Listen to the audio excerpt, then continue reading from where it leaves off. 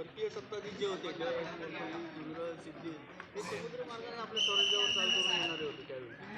पण ह्या दोघांपासून म्हणजे पायदळ जरी आलं किंवा नौदल जरी आलं या लोकेशनला तर त्यांना दोघांनाही चित करायचं आहे आणि हे सुरक्षित ठेवायचं आहे. अशा पद्धतीने त्यांनी ह्या गडाचं हे बांधकाम करून ह्याला अभेद्य बनवलं. आता राजधानी झाली, राजधानीचा थाट बनला इथे या गडावरती. जो पूर्वी भोजकालीन घेरिया होता तो विजयदुर्ग बनला, विजय संवत्सरात जिंकलेला असल्यामुळे. नवीन लूक आलं या गडाला, नवीन वावर चालू झाला. व तशा नवीन वास्तूंच्या काही निर्मिती त्यांना कराव्या लागल्या ज्या लोकांच्या संबंधित आहेत. मोठमोठे न्यायनिवाडे व्हायला लागले इथे, सदरीचा भाग तयार झाला, मोठमोठे प्लॅनिंग व्हायला लागले, नियोजनं.